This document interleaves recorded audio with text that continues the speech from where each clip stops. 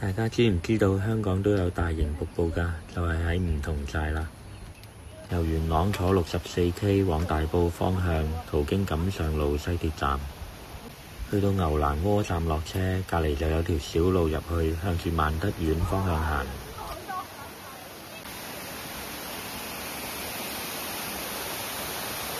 一過咗萬德苑就會見到個瀑布池，沿住樓梯一路上，第一個點就會去到井底瀑。井底瀑係一個分開上下層嘅小瀑布，下層有一個瀑布池，上層又有一個瀑布池。翻轉頭繼續上樓梯就會去到中瀑，中瀑係一個比較大嘅瀑布，雨季嘅時候嚟，水流會更加大。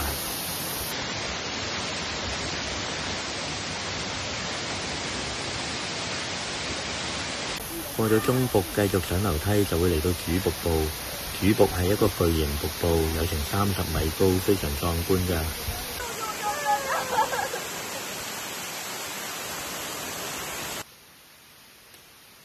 我哋喺主瀑玩完水，繼續上樓梯，最後嚟到散髮瀑。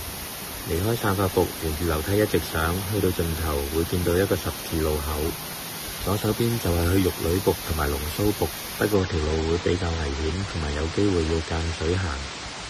所以最後我哋決定唔過去，行咗右手邊條路落山。落山途中見到樹林入邊有隻鹿望住我哋，係一隻野生嘅鹿。